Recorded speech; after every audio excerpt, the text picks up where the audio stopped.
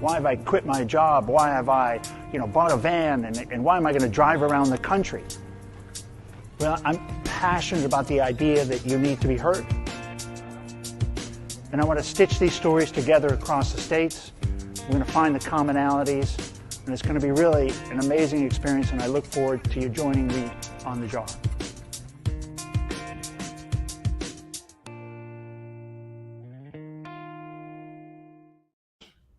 Hey, everybody. Welcome back to Mental Health Today. It's your host, Ken, and I'm here still in Los Angeles, taking a little break from the road, from the show you just saw, the Jar podcast, where really those nearly 300 interviews led me to realize the real catastrophic state we are in for mental health today in the U.S. and across the world, really, and the impact that's having on so many people's lives really has come through on the Jar as I've traveled around the country. And that brought me to this chair, which is kind of opening up this podcast, starting the Jar Foundation to learn everything I can about mental health and the people that are in it, the leaders and people, through whatever reason have found themselves as a calling a bit, to kind of steal from Quinn Sturter's, a gentleman who's going to be on the show in a while, just released a book called The Calling. And it really is about people being called to this business somehow. Maybe they kind of wake up in it and feel that hook.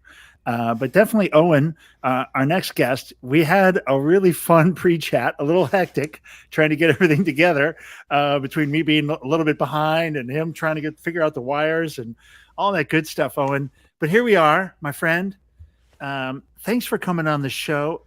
I think it's going to be an interesting conversation. I really look forward to hearing what you're doing in the space and what else we should be doing and how people can get involved. Tell us a little bit, how did you end up here? How did you end up being a medical doctor? Yeah, I know, right? Man, there's so much to find out about you to peel this onion back. So I didn't start that way. I'm sure you didn't. I was hell-bent on not being a medical doctor. My goal in college was to never do that. To the point failed where miserably. I did. I love failure. I'm a huge failure fan, and I've succeeded at failing. I'll explain what I mean by that. I have bipolar disorder, and so I knew I had it. I went to college at Amherst College, and I took every senior neuroscience seminar, but 0 pre-med classes.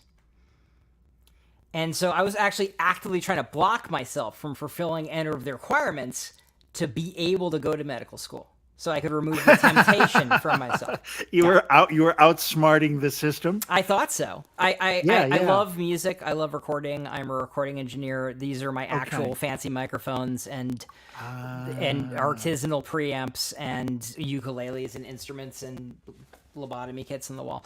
And so that's what I wanted to do. And I did immediately after college, but I was worried that I might want to go to medical school. And so I blocked myself, or at least thought I was blocking myself, by taking every advanced neuroscience class, but no biology, no general chemistry, no physics. So I couldn't apply. Did you even understand?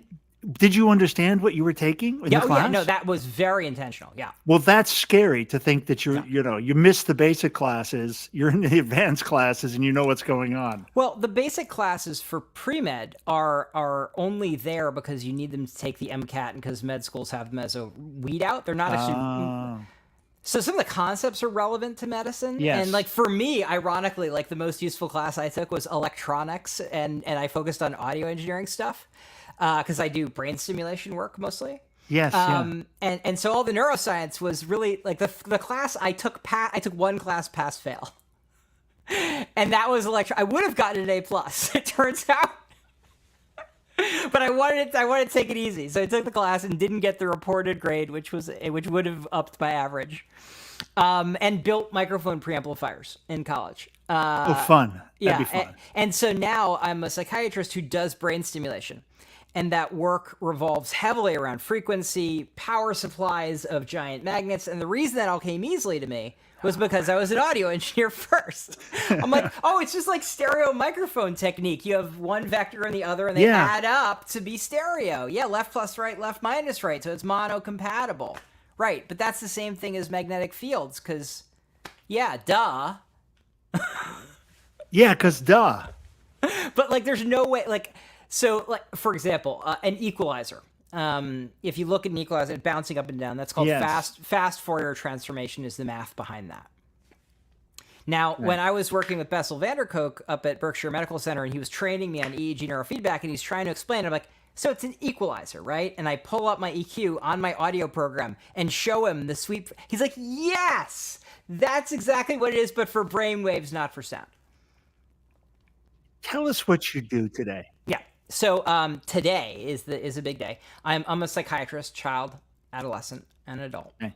I did medical school at the University of Rochester School of Medicine and Dentistry, got my medical license, did my general psychiatry residency training at the Zucker Hillside Hospital, the full name of which is the Donald and Barbara Zucker Hofstra Northwell School of Medicine General Psychiatry Residency Program at the Zucker Hillside Hospital. Give enough money and they'll put your name on it twice. And I went from Hillside to NYU Bellevue for child psychiatry. I married Carlene McMillan, who's the chief medical officer at Osmind, and my wife, and she moved to New York, and here we are. I stimulate brains, and I do therapy, and I deal with people who want to die all the time, and I figure out ways to get paid for. And today is an announcement that I have, which is there's a way to get it paid for. Oh, you found a way. Yeah. Pray tell. Yeah. So the Validation Institute. Okay. It sounds good, right? I mean, we all want. There's so many things about this institute. I have a lot of questions. First off, but I'm definitely a fan. Yeah. I mean, you'd imagine it's good. It sounds good. It sounds great. Yeah. I mean, the problem a lot of people face is like there's a mental health crisis, but what's the problem? And my argument is the problem isn't there's a mental health crisis. The problem is we don't pay for things that work. And when you don't pay for things that work, they generally don't happen unless you have someone who is enough of an evangelical to just do it anyway. And in my case, just doing it anyway led to learning things that you couldn't learn if you accepted the realities of our payment model. Yes. And so kind of the first of those things was taking brain stimulation, which I understood from my audio engineering background better than I might have otherwise. And it's just a magnet. It fires in a pattern. You put it on your head, and it creates a pattern of firing in the neurons in your brain. And so the magnet that you put close to your brain will interact with the energy of the electrons in your it's even easier. Even easier. Okay. So if you're going to play piano, right? And we can say we have a piano crisis. And the crisis is actually the piano's out of tune.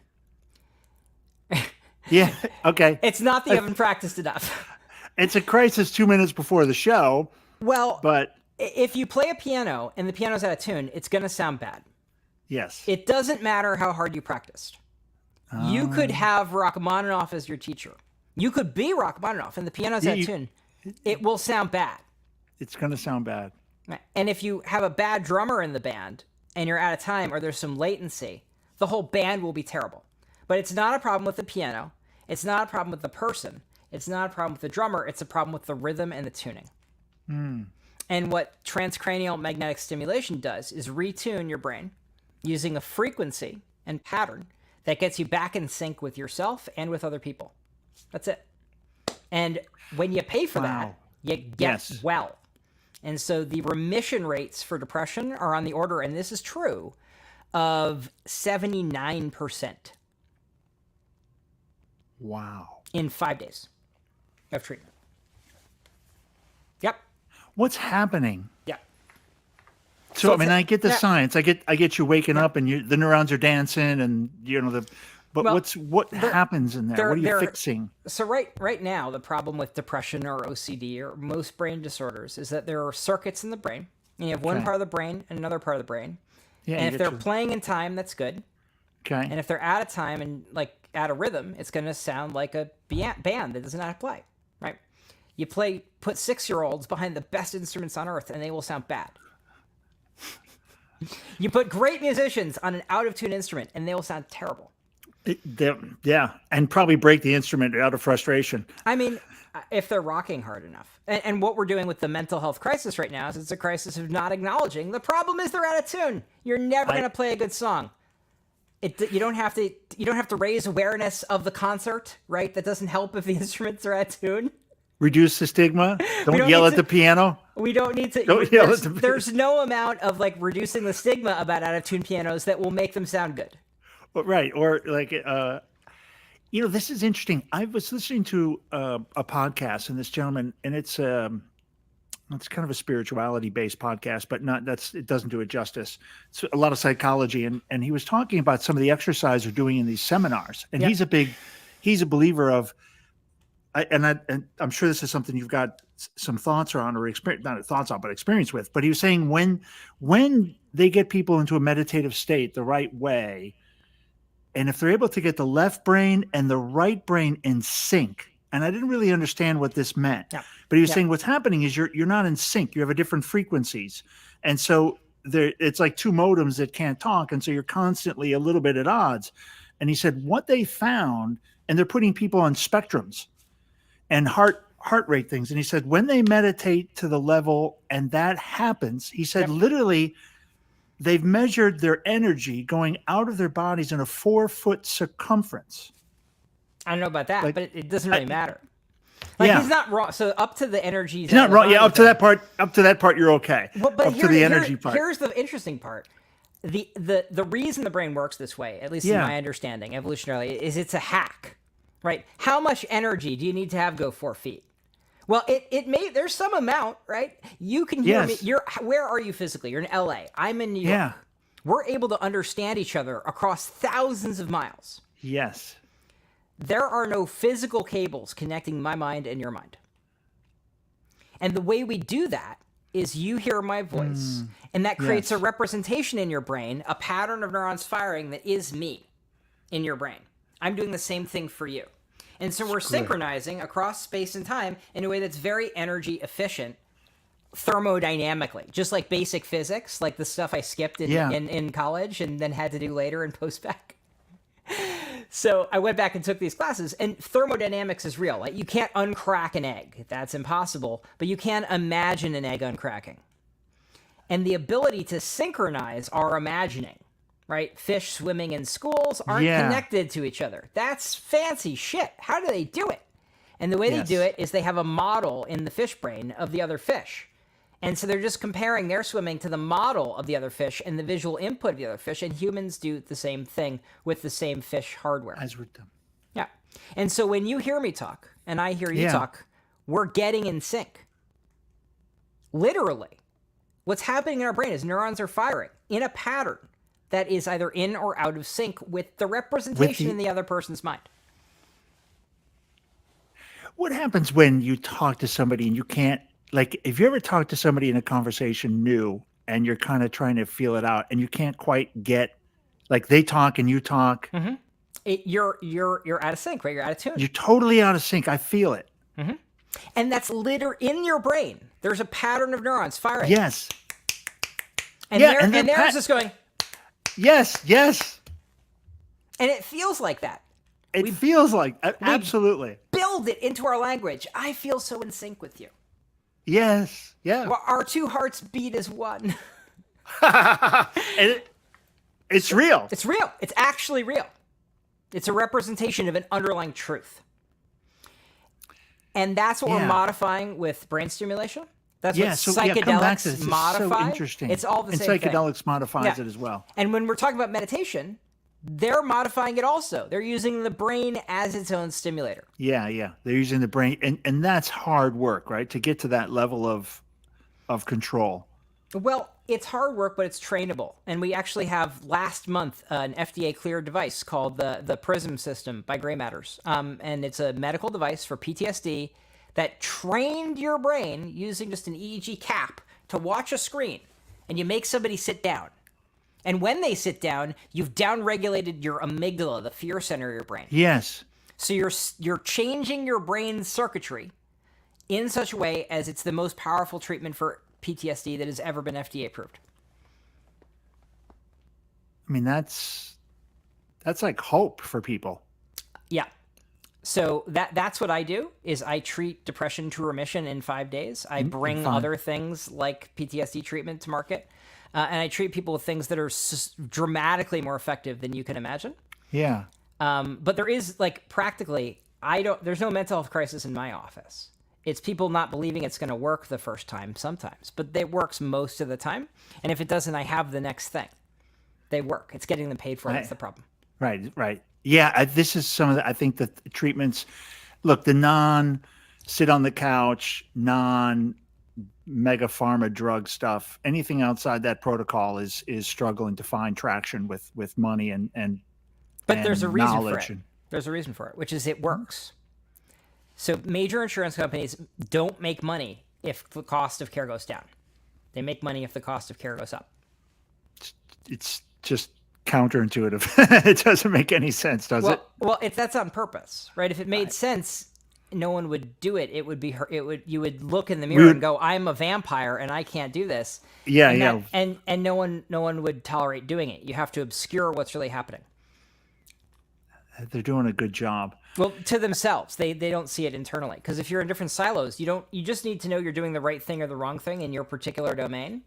Yes, and then somebody's stitching it together to make it work. No, but nobody has to stitch it together. That's the amazing part. Yeah, I guess so. They don't have to stitch it together. If you take my tuning metaphor, if you give one person an A440 to tune to, and you give the other person 446. Yes. And then you say, go, you'll get an out-of-tune song. There's nothing they can do with those constraints to play in tune. If you give one person 80 beats per minute and the other person 196 and say, go, they will not play together. And that's how it works. But everyone is doing the things. If you don't play 80 beats per minute in the mental health carve-out, you get fired because you're not a company man and you're not maximizing value. And if you don't play 196 in the PBM department, you're fired. And so just fire everyone who's out of tune or out of rhythm with their department. And that guarantees that they will never sync up.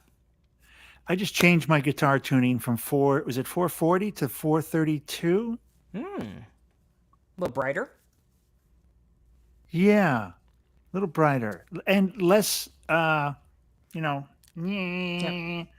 more in tune. I felt it, immediately felt it in my body. Yeah. Even guitar is a good example because guitar is a compromise. Yeah. All the tuning of every string, those frets, those evenly lined frets, are a compromise between one temperament that would make it perfectly in tune and another that would make it perfectly in tune, but it's not going to be in tune for every scale. Yeah. And so everything on the guitar or piano in an even tuning is a compromise. And so if you imagine the opposite of that was a compromise to make it be the wrong thing always, right? That's self-insurance right now. Yes. So. To go back to the company, you'd mentioned you just found funding. Yeah. So it wasn't funding. No. Oh, a way. I'm sorry, not funding. A way to get paid. Yes. Much better. Oh, yeah. Yeah, because funding runs out, and if you find a secret sauce to getting paid. Yeah. So, and the secret sauce to getting paid is all that matters. Yes. So, amen. So our secret sauce is independent validation from the Validation Institute of outcomes and cost savings at the same time. Oh. And the key there is that independent validation comes with a bet on the part of the Validation Institute. If you can disprove their math, you get money. I like these guys. Well, they saw enough scams, and they know the only scam that people won't do is a scam they're going to lose money on. Yeah, right. So they built in a tuning, which was never lie, because if you do, you have to pay out in it. Or if you're wrong, you have to pay out in it. So they're really careful because they don't want to get blown up on their bet that the thing was real. It's quite clever, actually. Yeah. And it creates, in this day and age, thanks to the Combined Appropriations Act of 2021, which means it's the fiduciary duty of every CEO and CFO named fiduciaries at employers to provide health benefits in your interest as a plan member. And now the winch. So is it in your interest to buy treatment that is not cost effective?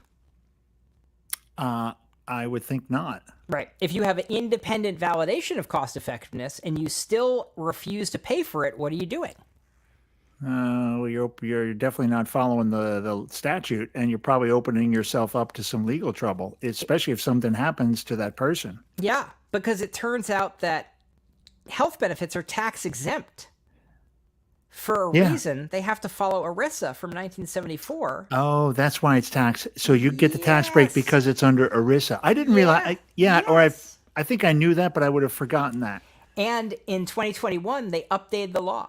They copy-pasted the ERISA fiduciary duty from 401k plans to health benefits. Wow. Yeah. So it's a crime to sell scam 401k plans from Jump. And now it's also a crime with up to 10 years in prison for doing the tax fraud that is knowingly selling scam health benefits. So putting in a really garbage plan or not giving people the treatment that works. Especially when you have independent validation. Yeah, the validation. Right. So I have the only cost-saving and outcomes are better treatment that has ever been validated in mental health. And that's what I'm selling. Yeah, because I'm thinking, therapists would have a difficult time getting that. I don't know what kind of therapy they do. I don't know what kind of outcomes they have. The standards are the same. Is it cost effective? What do they do, and does it work? Yeah, but I mean, just the nature of therapy, which is, there's no start date, there's no end date. You know what I mean? So very difficult to get that validation, and there's so many different treatments. Disagree. Yeah, I'm a mentalization-based treatment therapy supervisor. I am one of 5 supervisors in a model of psychotherapy from the UK. I wrote a manual on the adolescent suicide and self-injury mentalizing theory and treatment. I ran therapy groups for narcissistic personality disorder and antisocial personality disorder for years. And I will say, as with all that credentialing behind me, therapy is wildly effective for some people if you do it right. And it's so effective that when you're done, you don't have to do it anymore because it works. It works. Yeah. Yeah. And that's good to hear. You're the first person that's ever honestly stated that in such a positive, clear, confident way. Yep. Because the therapy that I do, I only do 2 kinds of therapy, but I only do it with people for whom it's indicated. Yeah. Okay. Most of it's group therapy.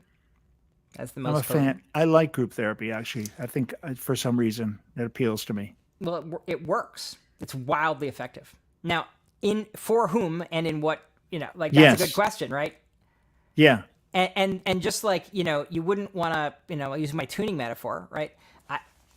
I'm not going to let a 6-year-old play the most expensive instrument on earth out of tune because it'll sound like crap. And there's no amount of you shouldn't do that. It'll break your good guitar. Yeah, and don't play guitar wildly out of tune either. Right, and don't bring the guitar to the classical quartet concert because that's the wrong tool. Right? Yeah, and it's I feel as if mental health is a lot of we paid someone to buy the most expensive Marshall stack and vintage Gibson and show up at a string quartet and just and we just won't acknowledge that it's a terrible idea. This is not the place to wail on your Martin, 6-year-old. And the Marshall shouldn't be at 10 when we're trying to play Mozart. It's not the right answer. But if that's the only answer you're look, we're going to have to ask you to change the treble knob on the Marshall. Yeah, well, at least bring it down a wee bit. But the answer is not a Marshall stack at the classical concert. That's what are you doing? It feels like we're not acknowledging that. So therapy that goes on forever isn't effective therapy. Yes. For most people. Do some people need that? Yeah, maybe. But if it was effective, we'd want to measure it and pay for it. And if it wasn't effective, we'd want to stop. For me, I'm a fan. I'm still corporate in a way. There's you do some stuff, you measure it, you adjust course, you come back. If you need more education or treatment, then you do it, and then you test it, and then you come back and you keep doing that until you get on the right sustainable path where a team doesn't need that much coaching. And I will tell you that great therapy is neuromodulation, the thing I described at the beginning, as an effective way to change the rhythm in your brain. That conversation we were having, that's what therapy is. Interesting. Trying to get that back. It's getting it a little bit wrong. Yeah. Repeatedly, like we described in the beginning. Yeah. You had that conversation that was out of sync. Yes. That's what you're doing in therapy. Trying to get it between the two of you in sync. Mm-hmm. So you can do it in the world later. But it is brain stimulation using the tools of those energy fields around us and our ability to understand each other or not and get it a little bit wrong. And for some people, it's profoundly impactful. And for other people, it's not. It's a Marshall at a classical concert. Yeah. Tim, we got about another 5 or 6 minutes. Take me back to this, actually the treatment again. What is happening? My only baseline of knowledge on this so far is the ketamine. Yeah. And how ketamine gets the neurons to actually kind of try to seek each other out. If I understand that correctly, right? It does create some growth. Yeah, there's dendritic spine growth in the animal models. Yeah, yeah. So, but what's happening with? At the end of the day, is the brain able to resync, right? And so, growing the spines gets it to be easier to get in sync. It's still not in sync, even though it's physically okay. The ketamine lets it be easier to resynchronize. Okay. So it's like a piano tuner. Tunes a piano, can it still go out of tune? Yes. Yes, yeah. Right? So ketamine is like a piano tuner shows up and does a tune-up, and the concert goes on. Is it a humid day? And it drifts out of tune, right? And you gotta take the piano to the desert tomorrow. Yep. And TMS, the work that I do. Yeah, so I do ketamine also, because what I'm interested in, does it retune, and how long does the tune-up last? Okay, right. And this is a retuning. It just happens to work through the mechanism of a magnetic field, creates a pattern of sensation. It targets a spot in the brain. It changes the pattern in that target. And the right pattern in the right spot with the right rhythm for the right person equals being well. Can you do it on well people? Is there an advantage to somebody who's psychologically feels pretty okay? Improved cognition is the side effect. So yes, but we haven't done a lot of it. Yeah. How about for older, like dementia? Yep. We don't know yet. We don't have the randomized controlled trials on it yet, but we strongly suspect that's the case. We treat a lot of people like that. I was going to say, I would imagine you start thinking of other brain injuries. Yes. What's the difference between PTSD brain and somebody with severe depression? So the difference ends up being not so much the difference in the brain, but the difference in the rhythms in the brain. So it's like getting your guitar knocked out if you knock out the G string or the E string, different problems. We both admit there's a different issue, but fundamentally you're out of tune with the world. And it's interesting how you look at it. I love how you look at it. You're like, yeah, well, it doesn't. It's same thing. Same thing. It's out of tune. Yeah, it's out of tune. It's a different. Maybe you have to go to the different, whatever. But yes, right. You need a different tuner. And we can see this on neuroimaging when we do an fMRI and we target the amygdala, the fear center. That's connecting with different parts of the brain in a way that's different than the depression circuit.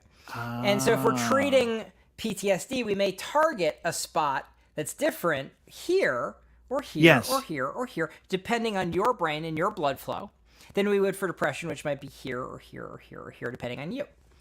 And so we're picking the target based on the description of your symptoms, and we have the experience, and this is what I'm looking to tie together in my work.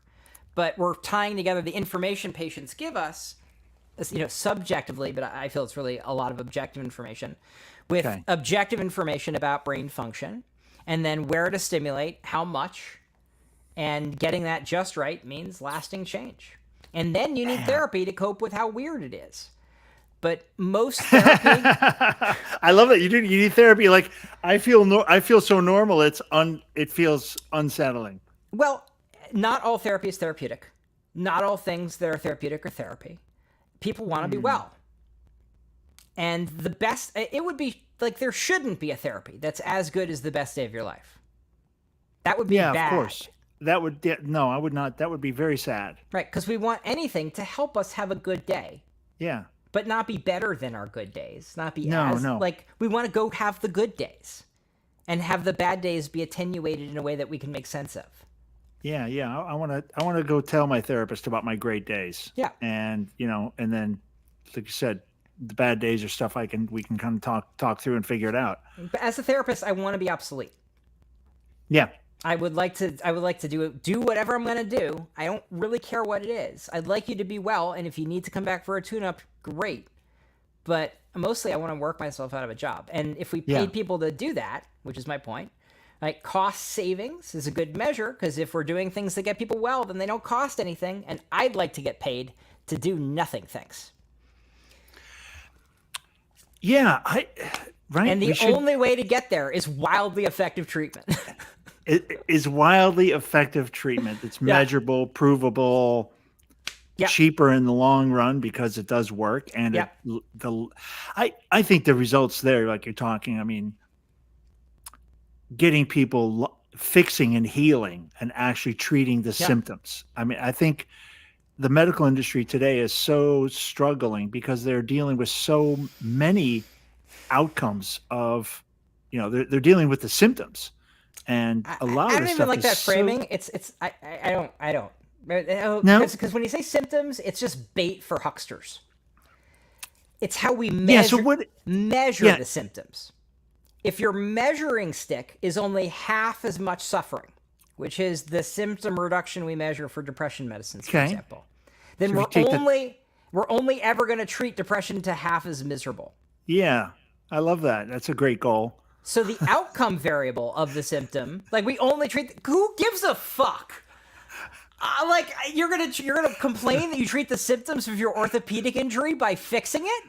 No, we're treating your limping by fixing your leg. Nobody complains about that. Please, God, treat my symptoms, but effectively, so they're over, right? And that's what I mean. Like how you measure it. Like we don't want you to limp half as much. No orthopedist to be like, that's 50% less limp. Sweet, I did a great job. Your leg is half is broken. I think a lot of operations, they're like, well, we're hoping to get 50% mobility back. Well, but like 50% mobility, at least they're measuring it, right? To be fair, right? I think it's tough. Like, I guess my point is there's so much stuff so much energy spent on the other side of stuff, and there's people like you on the front end trying to figure out what's causing it and how to fix the cause, and I think that's the heroic stuff. I think the other side, my patients are the heroic ones. Like I sit there and literally I watch them power through and hold out hope, and that's where I get my inspiration. I didn't do anything heroic. Yeah, but you get sure you're going to get the inspiration when you see your efforts pay off and in effect, really literally change somebody's life all the time. I mean, and the people around them, Owen. I mean, it's not just the person, right? Everybody around them is affected by by people struggling with mental illness or being out of tune. Yeah. As we walk around, I love the description of out of tune. I mean, it's so easy to understand and makes way more sense. And at the end of the day, I think like people just need to ask themselves a question to know if it's nonsense or not, which is like, does this fix the tuning problem? Does this feel right? If the answer is no, we're not done yet.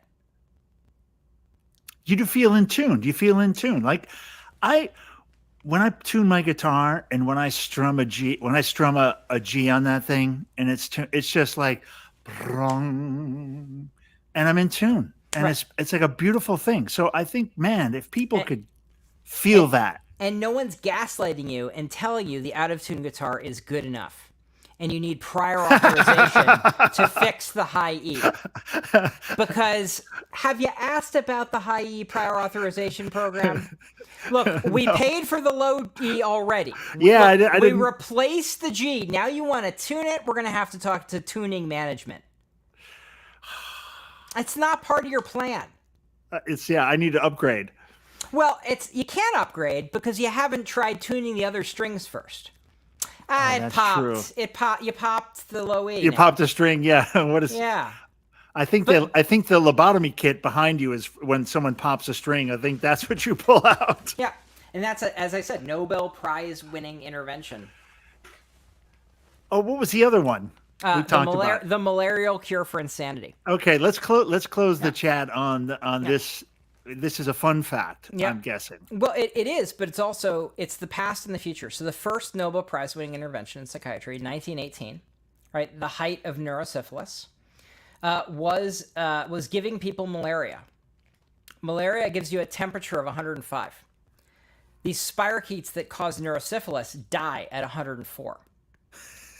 So it solved the problem. It was a biological intervention, an interventional approach to modifying the underlying biology to cure the disease. And it emptied 10% of the hospitals at the time. That's wild. If you gave me a treatment that cleared out 10% of the hospitals now, and the worst it did is gave people symptoms of malaria, we would be jumping for joy. Yes. That is a Nobel Prize winning intervention, and it exists now. And that's the work that I do.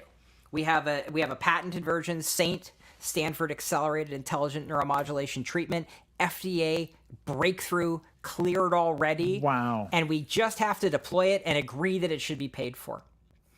And that's the most, that's an fMRI guided, but it uses an algorithm, so you don't need smart people to do the targeting. To do the okay. Yeah. And so the work that I do is bringing those innovations to market at the end of the day. It's collecting the data that are cost effective and proving it out. So we did it today with obsessive compulsive disorder and my approach we call behavioral response. You got the letter. Behavioral response augmented intelligent neuromodulation. And that's a rapid approach to OCD treatment, which, by the way, has 1,000% higher suicide rate than depression. And so it's the modern equivalent of a biological intervention that won a Nobel Prize. You think, how do you apply? Would you apply for a Nobel Prize? No, for this? I would apply for my colleague Dr. Nolan Williams to get the Nobel Prize because he actually but science. I mean, you'd help put a paper together. I mean, that's a great idea. Dude, it's published already. It's already it's out. It's FDA cleared. It's a existing treatment already. My question was more, you don't need a paper to apply for a Nobel Peace. Someone has to nominate you or something. Yeah. Okay, so now you need the nomination. But it's a secret process. I have no idea who is the nominating committee. Nobody does. I just happen to know in ancient history that Walter Freeman, who was the American who gave a lot of people lobotomies, nominated in secret Antonio Egas Moniz, the neurosurgeon who invented the lobotomy.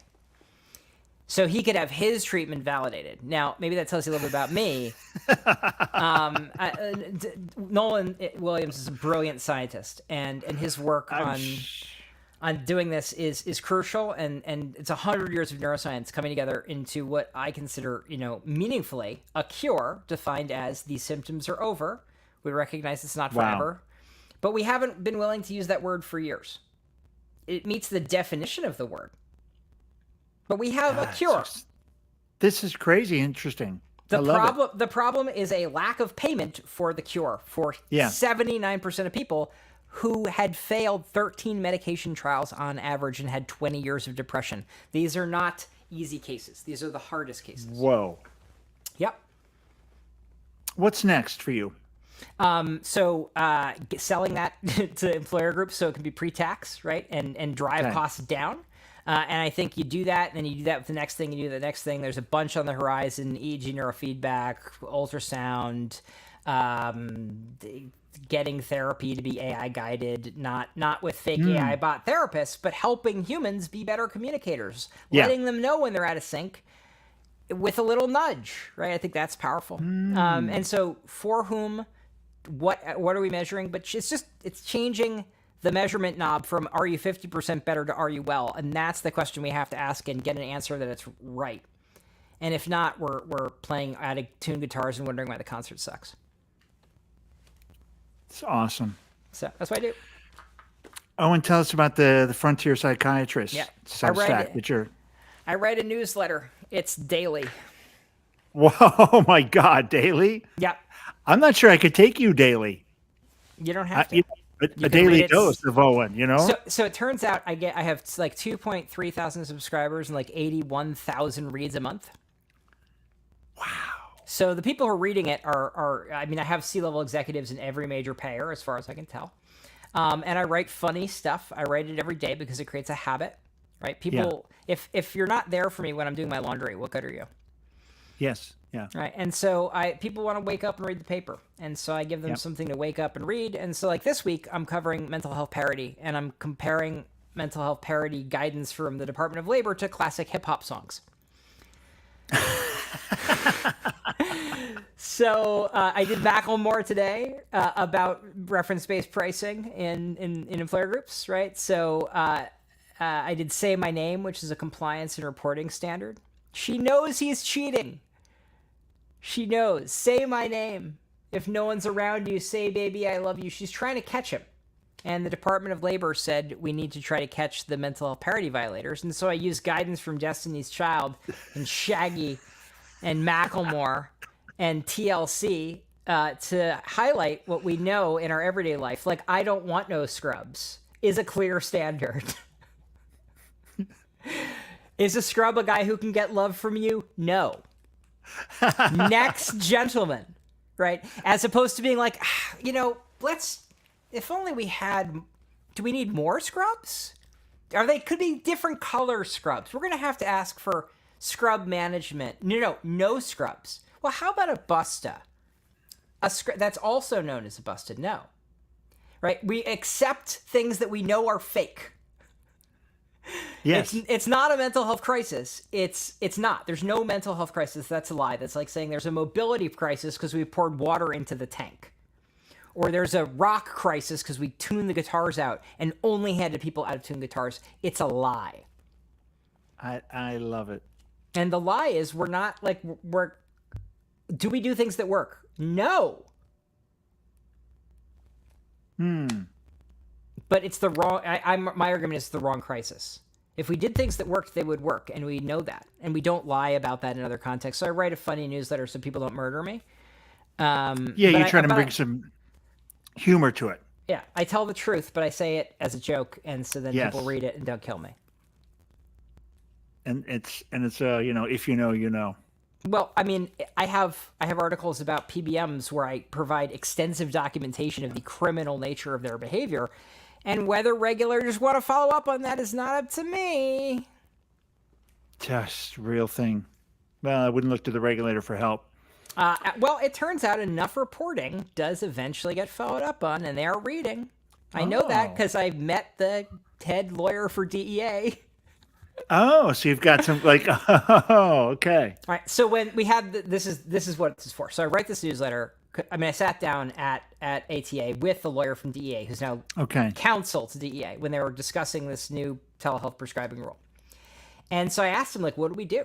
And he said, well, in the manner of a good bureaucrat, we welcome any and all reports. We would encourage reports during an open comment period. We legally have to read any and all reports and associated materials. Please submit any and all reports.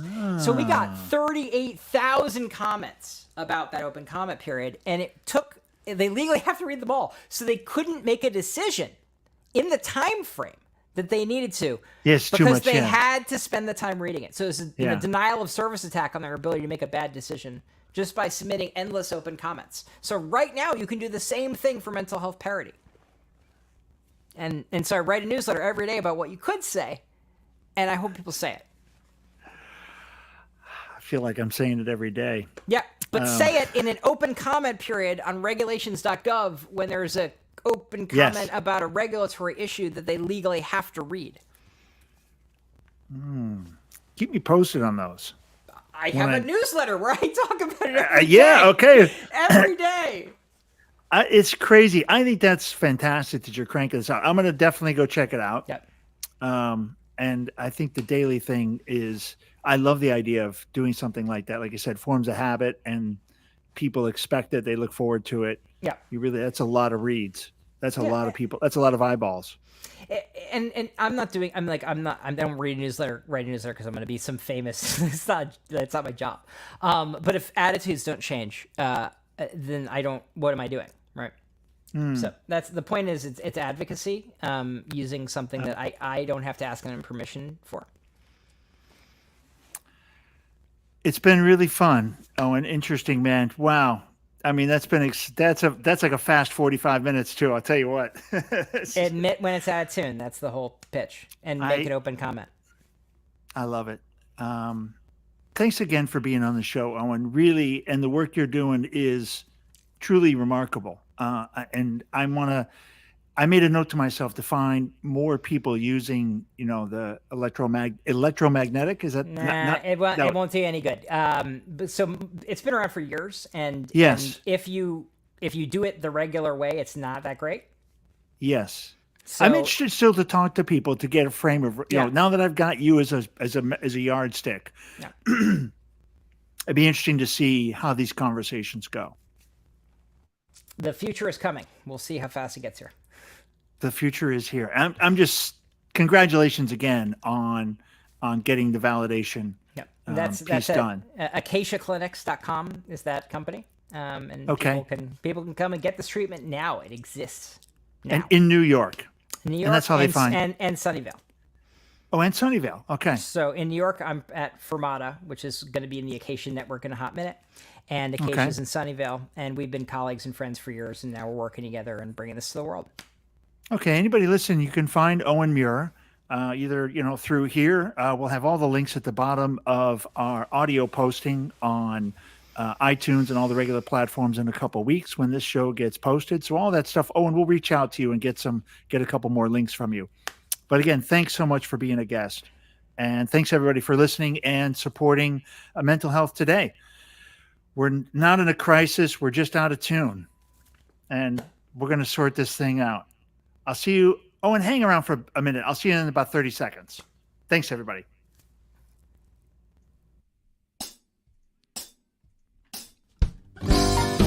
Yeah, loose, baby. But we're about to go and make this vessel with these great professionals in public glass. We're not part of the community, but we're from the outer family of glass blowing. Yeah, we're gonna go make a magical giant jar with optic lenses so that if you turn it, it changes all the time. So if you change the way you look at things, the things you look at change.